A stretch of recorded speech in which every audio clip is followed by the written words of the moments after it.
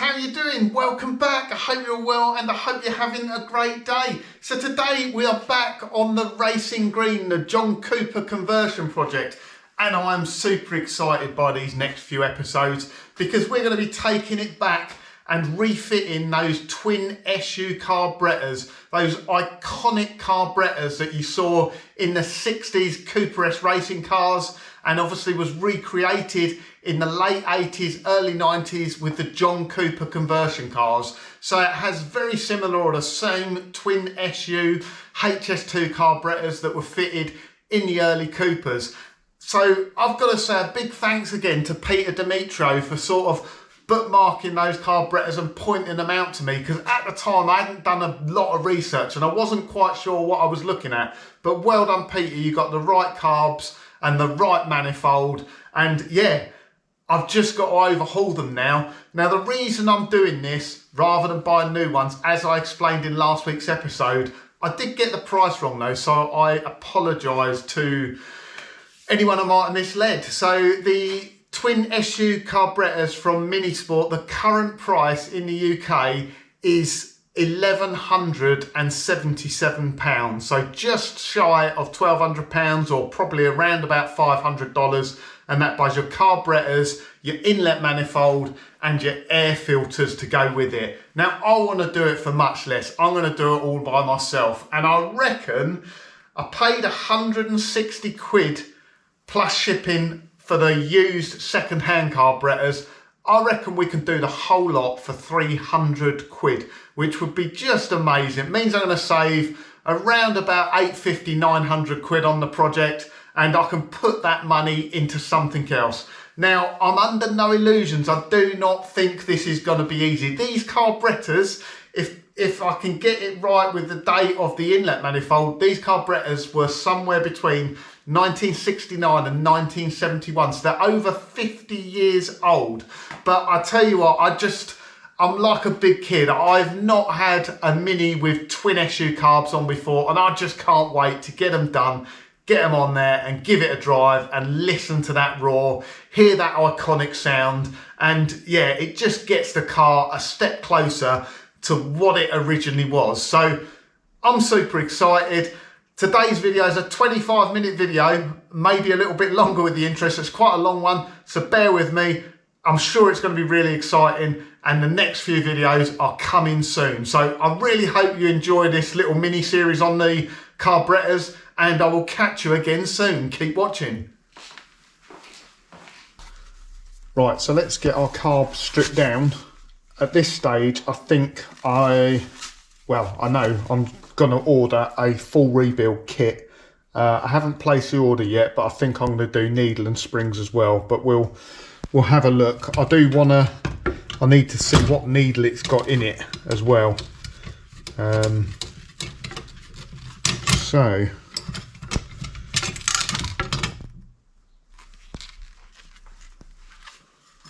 not really sure. It's good I'm videoing it because obviously it'll give me a record of where everything goes. There seems to be quite a few of incorrect nuts and bolts in this.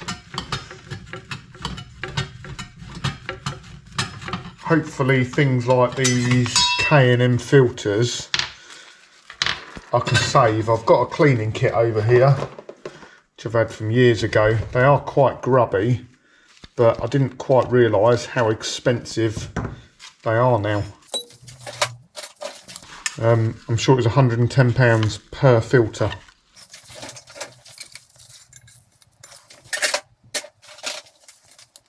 First Steve nut.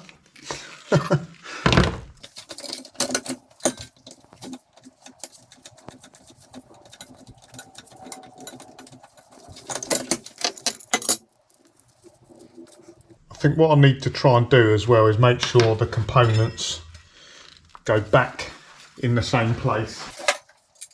So by that I mean the same components on the same carb when it goes back together.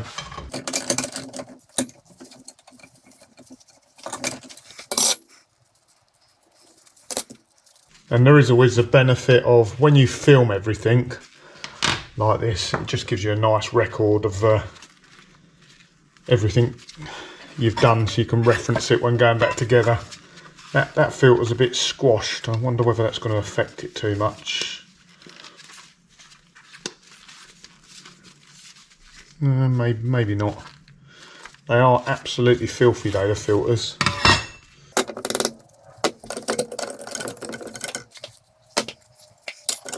There's a right myriad of different nuts and bolts.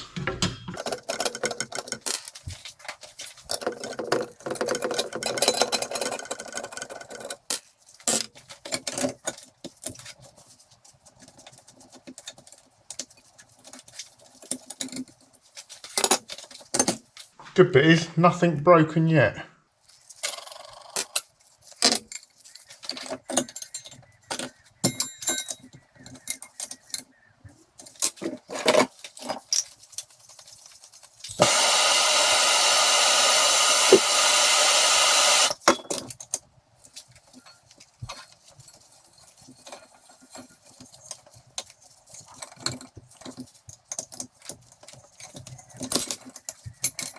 Why did I say nothing broken yet? What a stupid idiot.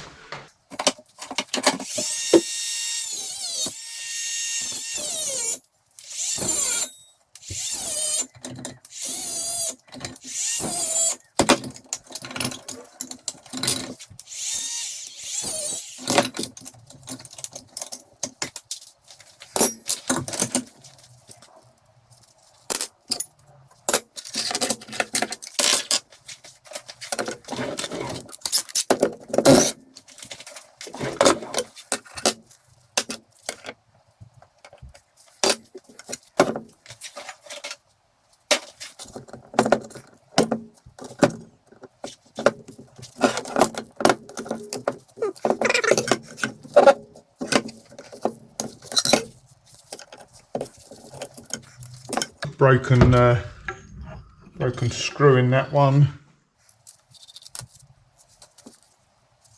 Can't see what that. I think it should be a red spring.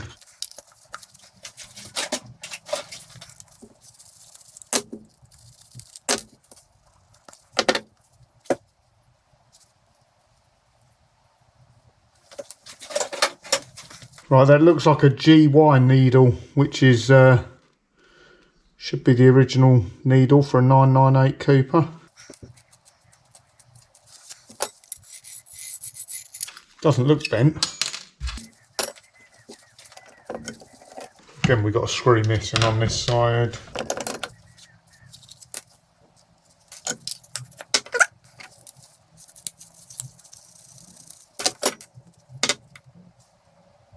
Yeah, that's a GY. Can't really see. That one's definitely bent.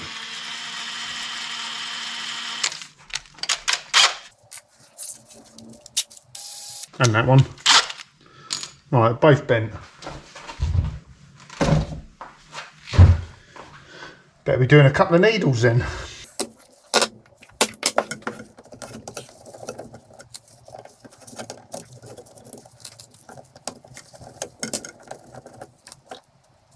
That one has no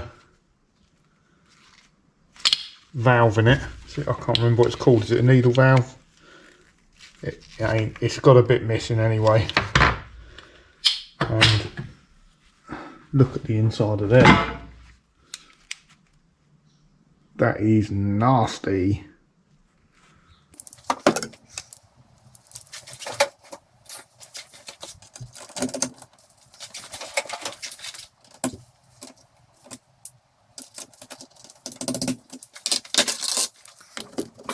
Very hard to see on that pin, but one edge is usually serrated, so it becomes like an interference fit.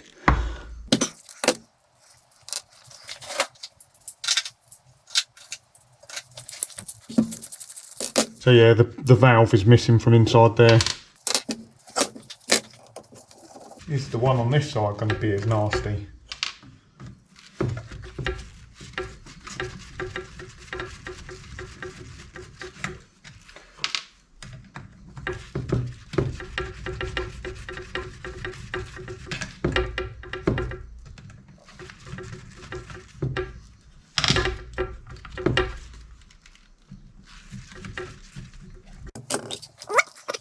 gross. In fact, this side is probably worse. Look at that.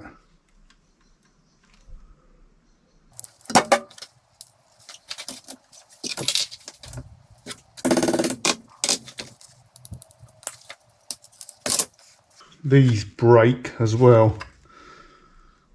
These ones look intact. Little stopper brakes. That's the little valve which is missing on the other side. So, just goes to show, I mean, I wonder how many people would buy a set of carbs like that and just think to themselves, I'll stick them on and just see if it works. Nasty, nasty, nasty stuff. Right, again, these are not the right nuts to be holding this on. These are actually, they're head nuts for a cylinder head, well, that one is.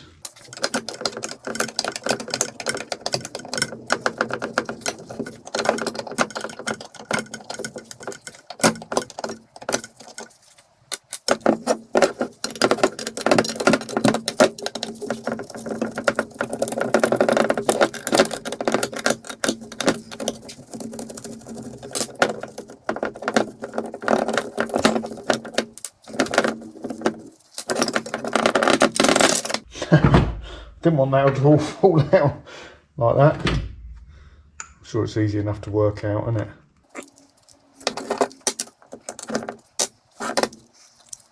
Broken throttle return spring there.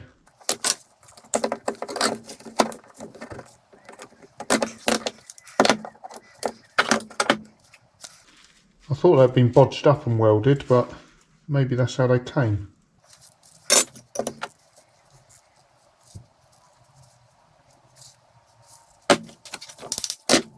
So when I bought these carbs, I know nothing about twin SU carbs like this, but I've done a little bit of research here and there, and you can get carbs which were fitted on MG midgets or things like that are wrong, and they have a thicker spacer here, so this is quite a thin one, so fingers crossed it is right.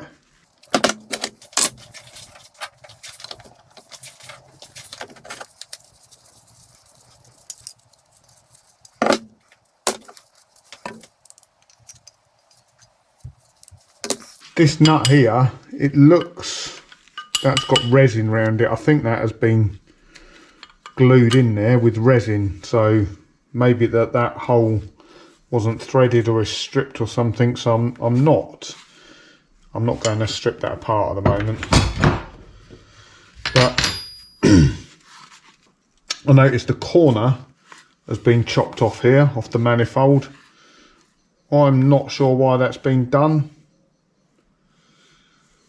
I don't know whether maybe would that interfere with the LCB, but I've seen a few other manifolds that have had the corner chopped off, so they must do it for a reason. I'm suspecting it's something to do with clearance with an LCB. Might be wrong though.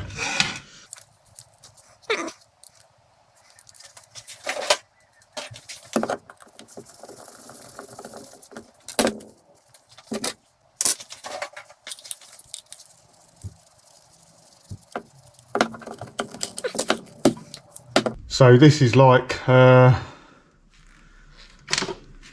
it's like the jet, is it the jet tube? I don't know, but all this bit gets replaced anyway. It comes in the kit, and obviously we're going to use a new needle as well. Obviously the needle, that's in the throttle off position, and as you throttle up and the dashpot lifts, it pulls the needle out, which is tapered, and that lets more fuel into the carburetor. So that actual part, the whole lot gets replaced. That should reveal this nut down here now.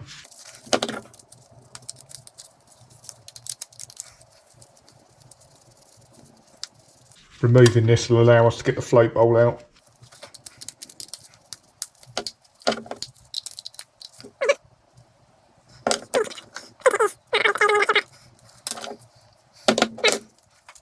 that bolt out that holds the float chamber.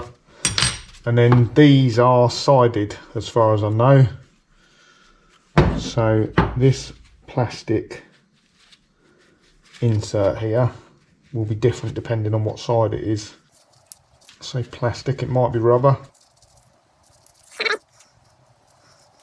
Just for my future reference, I remember that washer goes in that way round. And then I'll probably leave it like that for the moment. As part of the rebuild kit, I think we get this butterfly here. And there is actually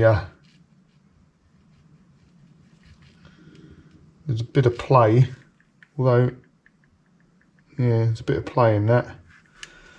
That might cause issues, depends whether the new shaft takes up the play. If not, the housing might be worn. What else we got? This is where you adjust the mixture. So I think when we set it, you screw it all the way in and then out 2 turns for like the base setting. But let's try and find out what it's on now. 1. Oh, so it was only 1 1/4.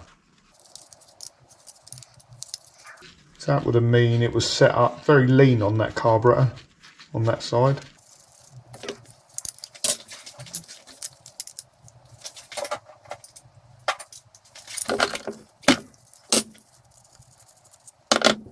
I think for the moment I will just put that back together to keep all those bits together.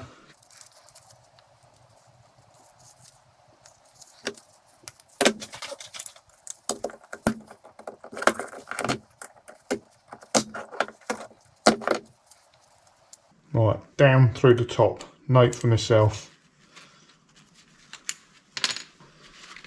There's our broken bolt there, which we need to sort out yet.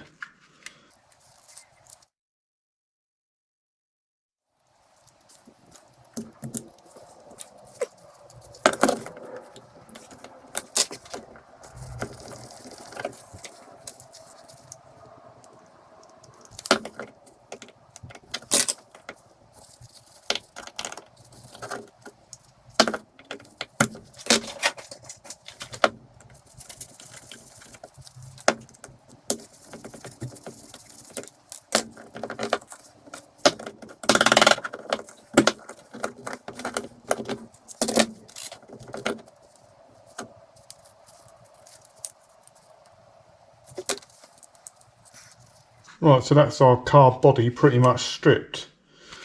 I'm not going to take that bit off yet because I want to take some photos. So I'll make sure I get the springs back in the right places.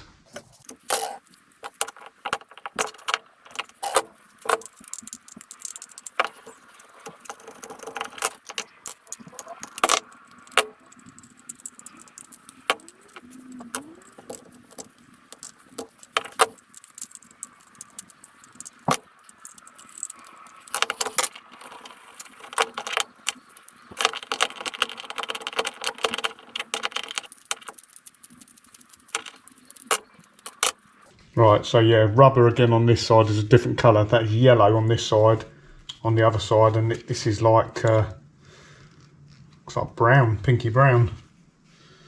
Again, washer on the inside. And I've just got to dig out this little rubber washer in the bottom of here.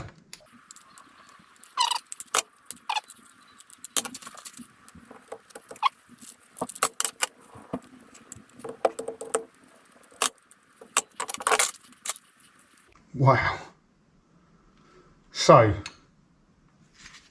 that side, the mixture nut was 1 1/4, this side 2 1/4. That must have been running like a sick puppy.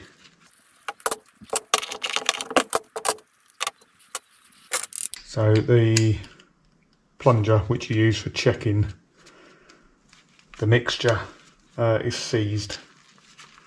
So we can't take that out yet.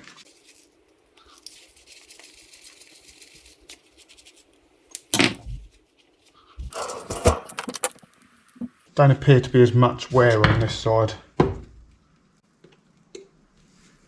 Don't know why, you'd think they'd be exactly the same, wouldn't you?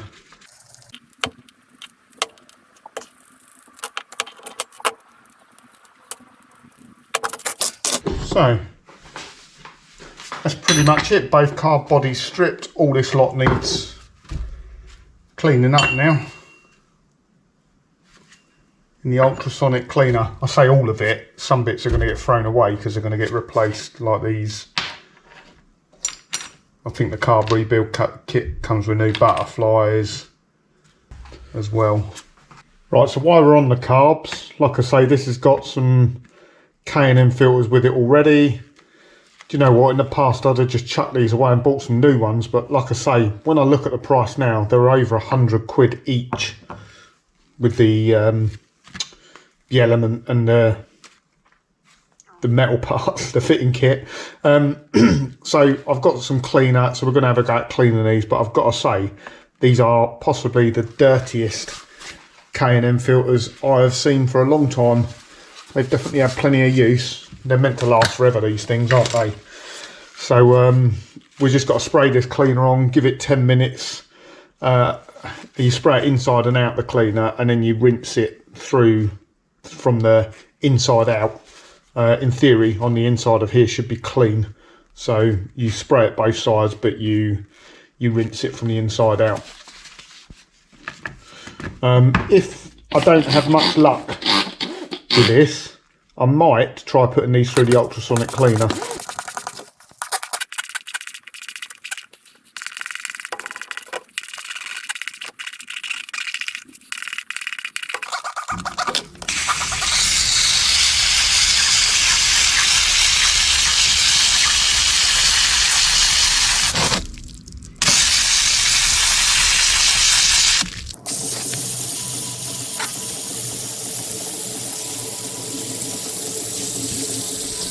Right, I've decided I'm going to run them through the ultrasonic cleaner as well. Now the fluid in this ultrasonic cleaner smells exactly the same as that. And it is carburetor cleaning fluid in here. I'm going to clean them like that, just upright. So in theory, all the dirt's on the outside. So the ultrasonic cleaner should pretty much shake off any of the dirt on the outside. It shouldn't go back into the inside, whereas if I lay it down flat, it could do. So I'll just do 5 minutes, turn it around 180 degrees, 5 minutes again. Right, so that's the filters cleaned out now, and they've been dried off, left overnight to dry. They've actually come up pretty good. You can see they're clean now, and more importantly, between the pleats, you can see there's no debris between the pleats. So the magic bit with a K&M filter is actually the oil. So this is, you used to get a little.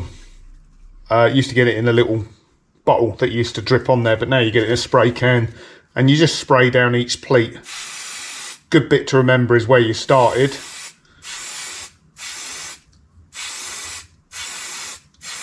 And you don't go too mad with it, and it will wick in. It will soak into the rest of the pleats on the inside. Right, so now we turn our attention to the actual carb bits. So that is the, trying to think now, that is all one side and the inlet manifold. I don't want to put them both in together because I'll mix up the parts. So that is the carb for one side. The fluid in there is quite dirty at the moment. It could do with changing. But before I change it, these bits are absolutely filthy. So I'm probably going to have to put this through the ultrasonic probably twice. I'm just conscious there's all that crud in there. It's really just going to make a mess of the ultrasonic cleaner. So for the moment, we'll run it on old fluid. I like to get it as warm as I can. It takes ages to heat up this thing. It's 35 at the moment. To be honest, the hotter the better. Around about 60 is nice, but it'll take a couple of hours to get up to 60. But it'll naturally warm up while it's working anyway. The main thing about an ultrasonic cleaner is it's good, but it doesn't work miracles. It will get in all the little holes that you can't get to with a toothbrush and things like that. So it's good for that. It will clean internal surfaces that you can't get to, but sometimes it just loosens up the dirt. You still have to go in with a bit of an elbow grease, a bit of bit of a brush and give it a clean out manually, but it is just much easier to clean it off once it's gone through the ultrasonic. So we'll stick that in now and set that going.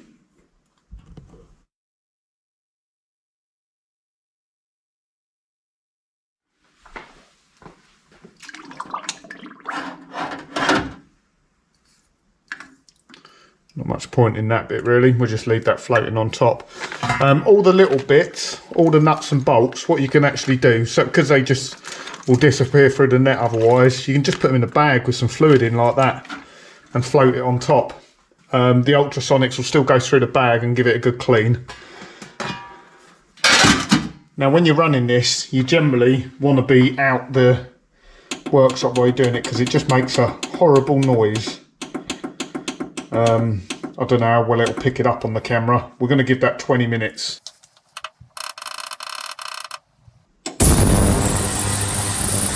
I bet that makes my voice sound funny on the camera. It just makes a horrible noise. It kind of gets inside your head. So I generally put it on, I leave the workshop, go and search for some bits on eBay and then come back again.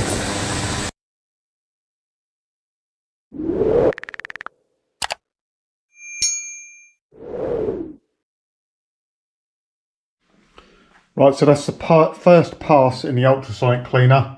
Like I say, it doesn't perform miracles for you.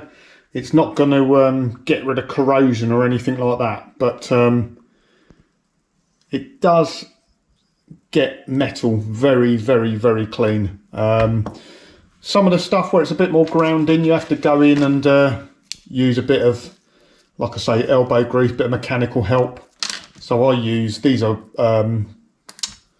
spray gun cleaners. They're quite handy. I mean, inside there, it's not bad. It's got rid of all that horrible gunk in there. But like I say, it ain't going to remove corrosion. But it does a pretty good job where things are not corroded. And I say that's only the first pass. So we'll stick the second half of bits in there now. And then we'll change that fluid. There's a couple of bits there just to have a side-by-side comparison. So that's gone through once, that hasn't gone through yet. That's gone through once, that hasn't gone through yet. Yeah, so when you look at them like that, that's a massive difference actually.